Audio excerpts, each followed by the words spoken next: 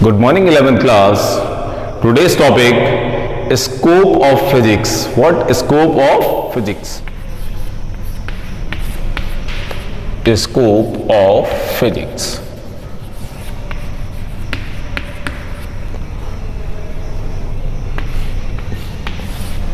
Scope of physics से पहले हम लोग ब्रांचेस ऑफ फिजिक्स की बात कर लेते हैं। Branches of physics. तो फिजिक्स की बच्चों तीन ब्रांच होती हैं।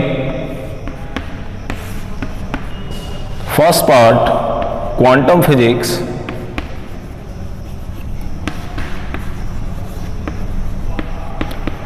सेकेंड क्लासिकल फिजिक्स,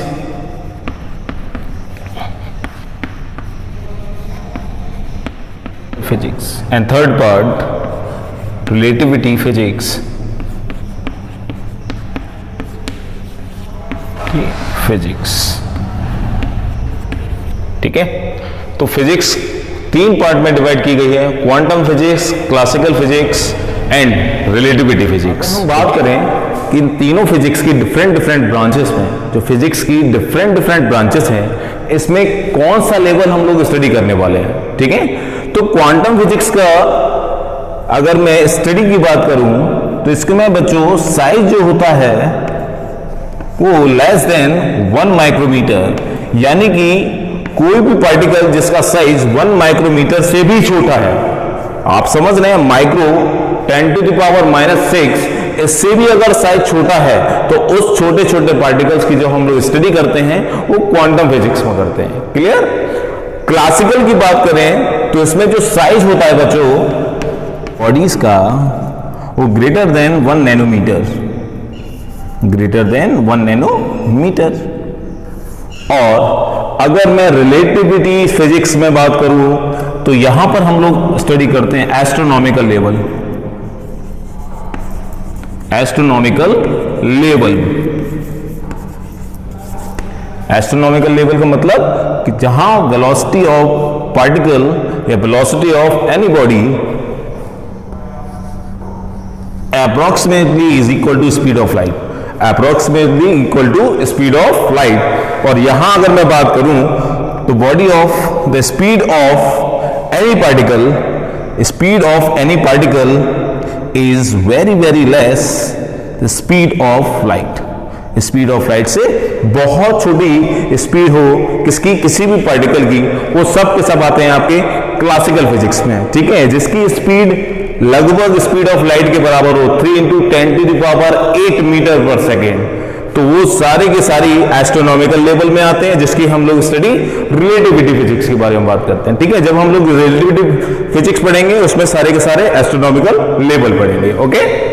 इसके बाद अगर हम बात करें scope of physics, the scope of physics, इसमें बात करते हैं हम लोग what we study in physics, study in physics. Physics में हम लोग क्या चीज स्टडी करते हैं, ठीक है। तो वो सारी चीजें आती हैं बच्चों स्कोप ऑफ फिजिक्स में, स्कोप ऑफ फिजिक्स में। क्लियर। तो अगर मैं स्कोप ऑफ फिजिक्स की बात करूं तो सबसे पहला टर्म, अगर मैं लेंथ की बात करूं, किसी भी चीज की साइज के बारे में बात करूं तो वो साइज 10⁻⁻15 मीटर से 10⁻35 मीटर,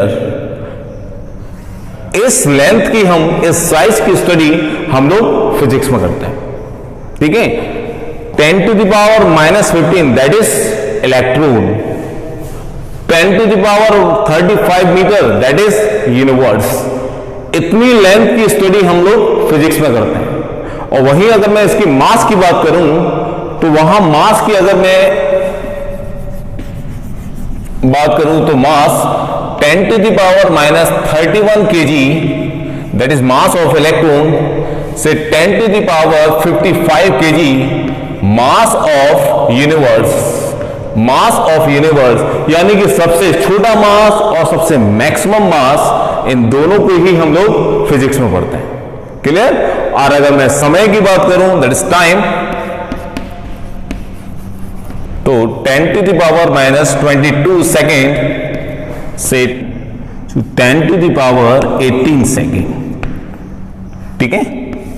ये स्कोप ऑफ फिजिक्स में अगर लेंथ की बात की जाए तो किसी भी बॉडी के साइज के बारे में हम बात करते हैं, दैट इज लेंथ, मास और time, they all the terms related to measurement, all the terms related to measurement. या अगर मैं फिजिक्स की बात करूं तो वहां हम लोग जो बॉडी की स्टडी भी करते हैं, जिस बॉडी के बारे में स्टडी करते हैं उसका साइज मिनिमम और मैक्सिमम कितना हो सकता है। मिनिमम कितना, 10 to the power minus 15 metre to 10 to the power 35 metre, such a huge length जो आपकी यूनिवर्स की होती है, ये 10 to the power minus 15 metre जो कि इलेक्ट्रॉन की होती है।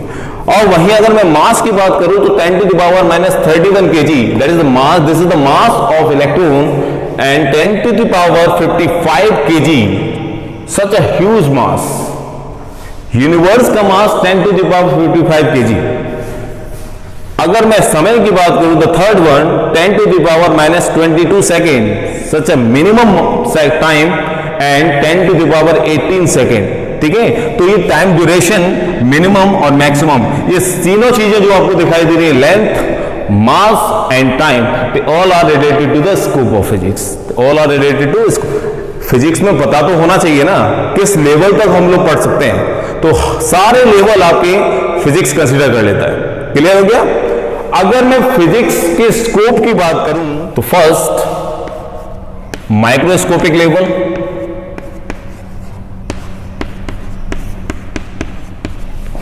Second mesoscopic, and third one macroscopic.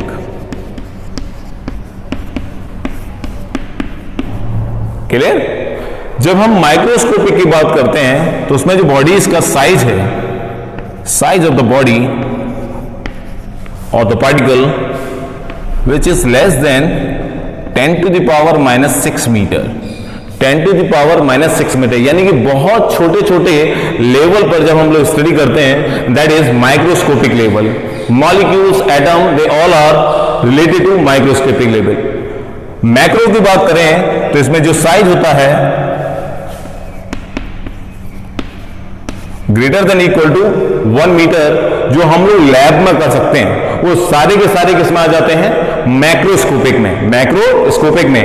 और इन दोनों साइज के बीच का जो भी साइज आता है वो सारे के सारे आते हैं बच्चों मेसोस्कोपिक में, मीसोस्कोपिक में। अगर मैं मॉलिक्यूल्स की बात करूं, वो मॉलिक्यूल्स 1000 मॉलिक्यूल्स को मैं इकट्ठा कर लूं तो उसका साइज इससे बड़ा हो जाएगा, लेकिन इससे छोटा होगा, वो सबके सबके इसमें आ जाएंगे, मेसोस्कोपिक में आ जाएंगे। क्लियर हो गया।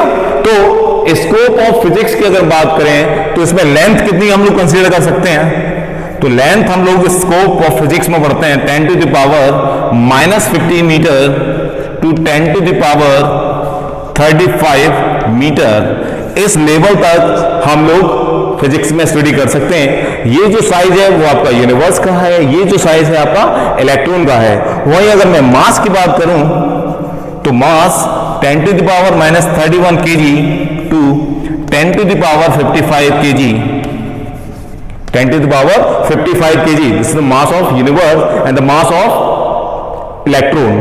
क्लियर। एंड अगर मैं टाइम की बात करूं तो time 10 to the power minus 22 second to 10 to the power 18 second. इस लेवल तक हम लोग समय, टाइम को स्टडी कर सकते हैं फिजिक्स में, ठीक है। तो ये है बच्चों आपका scope of physics, that is scope of physics. अब अगर मैं बात करूं, इस फिजिक्स में एक्साइटमेंट भी होता है। कैसे? जैसे आप लोगों ने देखा हो, जितने भी गैजेट्स आप लोग यूज करते हो, like mobile phone, laptop, robotics, cars देखा होगा, दिस बहुत सारी जो चीजें हैं all are related to physics. Laptop बिना फिजिक्स के पॉसिबल नहीं है, मोबाइल फोन्स बिना फिजिक्स के पॉसिबल नहीं है, रोबोट बिना फिजिक्स के पॉसिबल नहीं है। जितने भी आपके इलेक्ट्रिकल अप्लायंसेस हैं सब में जितने भी इलेक्ट्रिकल अप्लायंसेस हैं सब में फिजिक्स का यूज हो रहा है। क्लियर। तो ये फिजिक्स एक्साइटमेंट भी क्रिएट करती है इन टर्म्स ऑफ गैजेट्स जो आप लोग यूज कर रहे हो, ठीक है ना। Comes to the next topic, fundamental force in nature. Fundamental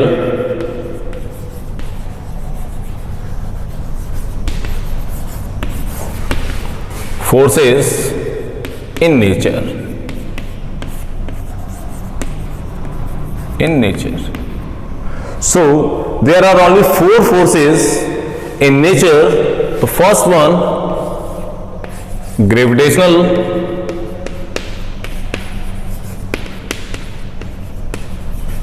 force. Second, electromagnetic force.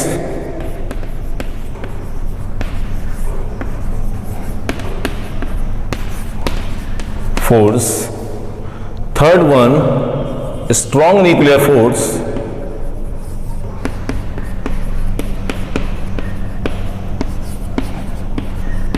And the fifth one, weak nuclear force.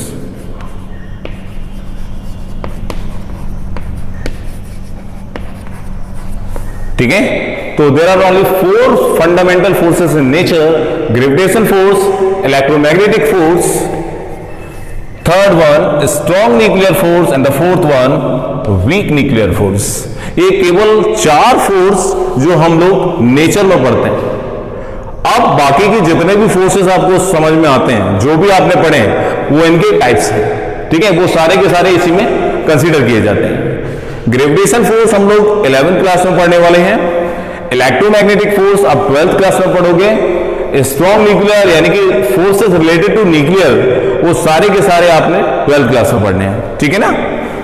अब अगर मैं बात करूं ग्रेविटेशन फोर्स की, देखिए मैं आप पहले बता दूं आपको, जो वीक न्यूक्लियर फोर्स है अभी इसके बारे में रिसर्च चल रही है, बहुत सारी जानकारी अभी हम लोगों के पास मौजूद नहीं है, ठीक है। जितनी भी जानकारी मौजूद है इसके बारे में वो आपसे डिस्कस करेंगे। बहुत सारी डिटेल के बारे में इसकी हमें जानकारी नहीं है, ठीक है, क्योंकि सारे अभी जो वीक न्यूक्लियर फोर्स है वो अंडर प्रोसेसिंग है, अंडर रिसर्च कंडीशन में है, ठीक है ना। तो सबसे पहले अगर मैं बात करूं ग्रेविटेशन फोर्स की, फैमिलियर है आप इससे, 9th क्लास में पढ़ चुके हैं। मैं आपको बता दूं ग्रेविटेशन फोर्स 2 मासेस के बीच में काम करता है, 2 मासेस के बीच में।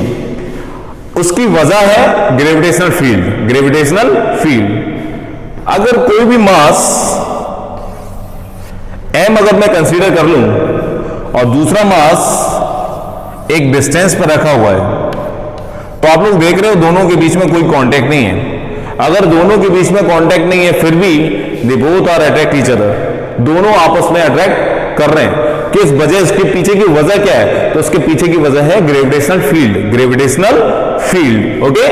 तो वहीं अगर मैं इलेक्ट्रोमैग्नेटिक फोर्स के बारे में बात करूं, इलेक्ट्रोमैग्नेटिक फोर्स के बारे में, तो 10th क्लास में आप लोगों ने पढ़ा है, अगर मैं एक चार्ज कंसीडर कर लूं इस पोजीशन पर, एक चार्ज कंसीडर कर लूं r डिस्टेंस पर, इसके बीच में भी कोई कांटेक्ट नहीं है, देयर आर नो कांटेक्ट, फिर भी एक दूसरे को रिपेल करेंगे या अट्रैक्ट करेंगे, रिपेल करेंगे या अट्रैक्ट करेंगे। वजह क्या है? इसकी वजह भी फील्ड है। इसको कहते हैं ग्रेविटेशनल फील्ड और इसको कहते हैं इलेक्ट्रिक फील्ड। इलेक्ट्रिक फील्ड, ठीक है ना। दोनों एक जैसे लग रहे होंगे डेफिनेटली। यहां पर हम लोगों ने फोर्स जो पढ़ा था वो G m1 m2 upon r square in the 9th class, और यहां जो फोर्स पढ़ा था आपने कि Q1 Q2 upon r square, ठीक है। दिस इज कूलॉम फोर्स और ये आपका ग्रेविटेशनल फोर्स जो आप लोग प्रीवियस क्लासेस में पढ़ चुके हो। क्लियर? अब मैं आपको इसकी प्रॉपर्टीज बता दूं कि किस तरीके से किस बॉडीज पे ये यूज होता है, इसकी रेंज क्या है, इसकी स्ट्रेंथ क्या है, ओके।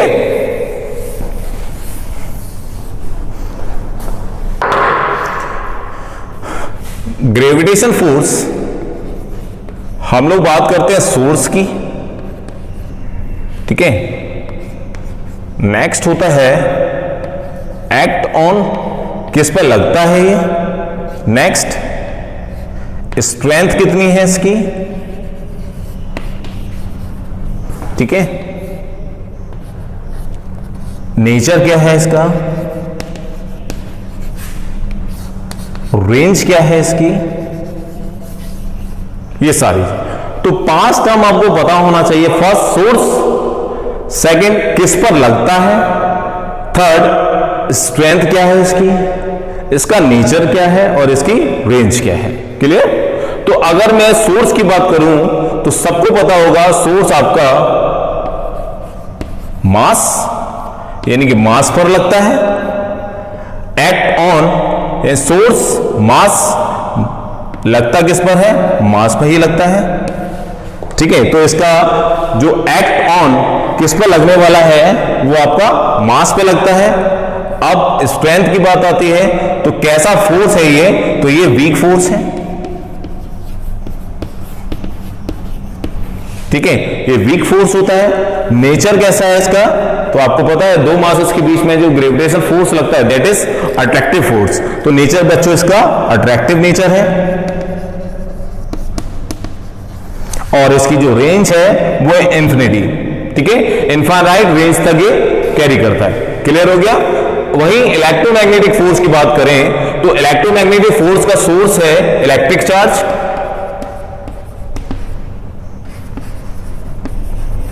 लगता किस पर है? इलेक्ट्रिक चार्ज पे ही लगता है। ठीक है, नेक्स्ट स्ट्रेंथ। तो इसकी स्ट्रेंथ इससे स्ट्रांग होता है ये। ठीक है, stronger than gravitation.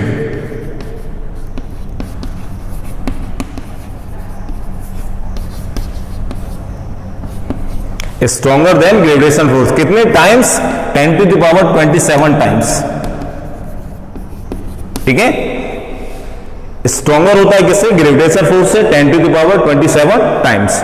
Fourth one, nature कैसा होता है आपको? तो आपको पता है like charges are repel and like charges are attract each other. तो इसमें जो इसकी फोर्थ प्रॉपर्टी है दैट इज नेचर, अट्रैक्टिव और रिपल्सिव दोनों होता है। एंड रिपल्सिव, ठीक है, अट्रैक्टिव एंड रिपल्सिव। रेंज क्या है? इसकी रेंज भी इनफाइनाइट होती है। Range infinity. क्लियर? तो इसके ये फिफ्थ पार्ट हो गए। ठीक है, पांचों पार्ट आपको पता होना चाहिए। अब बात करते हैं स्ट्रॉन्ग न्यूक्लियर फोर्स की। तो स्ट्रॉन्ग न्यूक्लियर फोर्स पहले मैं बता दूं न्यूक्लियस के अंदर लगता है। जो न्यूक्लियर फोर्स होता है वो सारे के सारे न्यूक्लियस के अंदर, न्यूक्लियस के अंदर क्या होता है? न्यूक्लियॉन्स होता है। जस्ट लुक एट,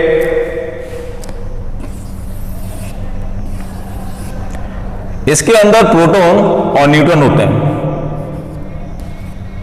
ठीक है ना, इनको बोला जाता है बच्चों न्यूक्लियॉन्स। न्यूक्लियॉन्स समझो पहले इसको। और इसके चारों तरफ इलेक्ट्रॉन ऑर्बिट में घूमता रहता है। एक बात समझिएगा, प्रोटॉन प्रोटॉन दोनों पे चार्ज कैसा होता है? पॉजिटिव। अगर दोनों पे पॉजिटिव चार्ज होता है तो they can repelling each other. तो ये तो रिपेल करेंगे, फिर भी एक बॉन्ड बनाए रखते हैं। 10 to the power -50 मीटर ये साइज होता है आपका न्यूक्लियस का। 10 to the power -15 मीटर लगभग ये साइज होता है आपका न्यूक्लियस का। अब उसके अंदर अगर ये बॉन्ड बना के रहते हैं तो डेफिनेटली इनका कोई फोर्स लगा रहा होगा। ठीक है, तभी तो रह पाओगे। अरे दोनों पॉजिटिव चार्ज हैं, जो रिपेल करना चाहिए वो एक साथ रहे हुए हैं। उसका मतलब क्या है कि उनके बीच में लगने वाला जो बॉन्डिंग है बहुत स्ट्रांग है। किस वजह से? That is strong nuclear force. यानी कि इन दोनों प्रोटॉन्स के बीच में काम क्या कर रहा है? Strong nuclear force. यानी कि स्ट्रांग न्यूक्लियर फोर्स की वजह से ये न्यूक्लियस के अंदर रहते हैं। ठीक है ना, तो न्यूक्लियस के अंदर जो न्यूक्लियॉन्स है इसमें जो दो प्रोटॉन है वो दोनों प्रोटॉन एक साथ किस वजह से रह सकते हैं? एक साथ रहने की वजह कौन है? Strong nuclear force. Strong nuclear force. Clear हो गया? अब वही अगर मैं वीक न्यूक्लियर फोर्स की बात करूं तो अभी तक की जो नॉलेज है उसके अकॉर्डिंग जब कोई भी न्यूक्लियस के अंदर जो न्यूट्रॉन ब्रेक होता है, न्यूक्लियस के अंदर जो न्यूट्रॉन होता है जो ब्रेक होता है, तो ब्रेक होने से इलेक्ट्रॉन, प्रोटॉन और एंटी न्यूट्रिनो निकलता है। Electron, proton and anti neutrino ये बाहर निकलता है। आप समझिएगा कि अगर न्यूक्लियस के अंदर से ये इलेक्ट्रॉन, प्रोटॉन और एंटी न्यूट्रिनो ब्रेक हो रहा है तो इस पर नेगेटिव चार्ज, इस पर पॉजिटिव चार्ज, ये दोनों आपस में चिपक क्यों नहीं रहे? क्योंकि इनके बीच में वीक न्यूक्लियर फोर्स कम कर रहा है। Week nuclear force. ठीक है, इसकी आगे की कहानी आप 12th क्लास में जब मॉडर्न फिजिक्स पढ़ोगे तब इसको हम लोग एक चैप्टर है इसका एटम न्यूक्लियाई उसमें स्टडी करेंगे। क्लियर? तो अब तक की कहानी में केवल इतनी ही स्टडी हम लोगों को पता है जो आपसे हम लोग डिस्कस कर रहे हैं। क्लियर हो गया? अभी रिसर्च के कंडीशन में है, इसके पीछे बहुत सारी रिसर्च चल रही है, आगे देखिए क्या होता है। ठीक है, तो स्ट्रॉन्ग न्यूक्लियर फोर्स की वजह, दो प्रोटॉन अगर न्यूक्लियस के अंदर है और न्यूक्लियस के अंदर वो दोनों रखे हुए हैं, उसकी वजह क्या है? Strong nuclear force. क्योंकि उनके नेचर तो क्या है? रिपेल करेंगे, सेम चार्जेस है, लेकिन स्ट्रॉन्ग न्यूक्लियर फोर्स उनको एक साथ बांधे रखता है। वीक न्यूक्लियर फोर्स में बात करें तो जब न्यूट्रॉन आपका ब्रेक होता है तो इलेक्ट्रॉन, प्रोटॉन और एंटी न्यूट्रॉन निकलता है। इलेक्ट्रॉन प्रोटॉन आपस में चिपकते क्यों नहीं है? Because of weak nuclear force, because of weak nuclear force. ठीक है, तो all the conditions related to fundamental forces in nature, fundamental forces in nature. Clear हो गया? पूरा डेटा है वो आपको सेंड कर दिया जाएगा कि दोनों के बीच में फोर्सेस कैसा होता है, रेंज क्या होती है उसकी, स्ट्रेंथ क्या होती है, और एक दूसरे के कंपैरिजन में कौन स्ट्रॉन्ग है कौन वीक है। क्लियर? ये आपको नोट्स में प्रोवाइड कर दिया जाएगा। मैं आपको दोबारा से बता दूं, fundamental forces in nature there are 4। The first one gravitational force, electromagnetic force, strong nuclear force and the weak nuclear force. Gravitational force की वजह, मास लगता किस पर है? मास पर लगता है। स्ट्रेंथ कैसी होती है? This is the weak force. Nature कैसा है? अट्रैक्टिव प्रॉपर्टीज होती है इसके पास, और रेंज क्या है? That is infinite. वहीं अगर मैं इलेक्ट्रोमैग्नेटिक फोर्स की बात करूं तो इलेक्ट्रिक चार्ज पर लगता है। इलेक्ट्रिक चार्ज की वजह है, ये सोर्स क्या है इसका? Electric charge. लगता किस पर है? इलेक्ट्रिक चार्ज पर लगता है। स्ट्रेंथ कैसी है इसकी? स्ट्रॉन्ग। देन ग्रेविटेशन फोर्स, यानी कि ग्रेविटेशन फोर्स से स्ट्रॉन्ग है। कितनी स्ट्रॉन्ग है? 10⁻27 टाइम्स स्ट्रॉन्ग है। अट्रैक्टिव और रिपल्सिव प्रॉपर्टी होती है, और ये क्या करता है बच्चों? इसकी जो रेंज होती है वो इनफाइनाइट होती है। क्लियर? वहीं अगर मैं स्ट्रॉन्ग न्यूक्लियर फोर्स की बात करूं तो स्ट्रॉन्ग न्यूक्लियर फोर्स न्यूक्लियस के अंदर लगता है, इनसाइड द न्यूक्लियस। ठीक है, और ये इनसाइड द न्यूक्लियस लगता है जब इसके जो एलिमेंट्री पार्टिकल है वो बाहर निकले तब। ठीक है, जो ये ब्रेक होगा जब वो बाहर निकलेंगे तब ये काम करता है। क्लियर? तो ये भी कैसा होता है? अट्रैक्टिव होता है और रिपल्सिव होता है। ठीक है, तो that is strong nuclear force. Okay, और वहीं ये हम लोगों ने वीक न्यूक्लियर फोर्स डिस्कस किया था, that is weak nuclear force. Okay, तो ये फंडामेंटल फोर्सेस हो गए जो 4 तरीके के होते हैं। ये सब आप लोग देखिएगा, कहीं कोई डाउट हो तो आप लोग पूछिएगा। इसके बाद अगर मैं बात करूं फिजिक्स दूसरे सब्जेक्ट से भी रिलेटेड है, चाहे वो केमिस्ट्री हो, चाहे वो बायो हो, चाहे फर्दर और सब्जेक्ट्स हो। केमिस्ट्री में हम लोग एटॉमिक नंबर के बारे में जब स्टडी करते हैं वो फिजिक्स के बिना पॉसिबल नहीं है। ठीक है, एटॉमिक नंबर सारी की सारी चीज हम लोग फिजिक्स में पढ़ते हैं। और वहीं अगर मैं बायोलॉजी की बात करूं तो आप लोग देखते हो इसके माइक्रोस्कोपिक लेवल की, जब हम लोग सैंपल्स की देखते हैं, सैंपल्स को जब हम लोग कंसीडर करते हैं तो आप लोग देखते हो एक माइक्रोस्कोप यूज होता है। ठीक है, तो बिना माइक्रोस्कोप के हम लोग किसी भी चीज का सैंपल नहीं ले सकते, चाहे वो सेल का सैंपल हो चाहे कोई और सैंपल हो। तो उसके लिए हम लोग क्या यूज करते हैं? एक माइक्रोस्कोप यूज करते हैं, एक इलेक्ट्रॉन माइक्रोस्कोप होता है। ठीक है ना, डिफरेंट तरीके के माइक्रोस्कोप है। माइक्रोस्कोप में लेंसेस यूज होते हैं, और आपको पता है lenses with the part of physics. ठीक है ना, तो वो भी हम लोग बिना फिजिक्स के नहीं कर सकते हैं। तो फिजिक्स और दूसरे सब्जेक्ट से भी रिलेटेड है, केमिस्ट्री हो चाहे बायोलॉजी हो चाहे और भी कोई सब्जेक्ट हो। ठीक है, ज्योग्राफी हम लोग पढ़ते हैं, बिना फिजिक्स से पॉसिबल नहीं है। गैलेक्सीज के बारे में पढ़ते हैं, बिना फिजिक्स से पॉसिबल नहीं है। ठीक है, जो सारी चीजें आप लोग फिजिक्स में हम लोग स्टडी करते हैं। क्लियर?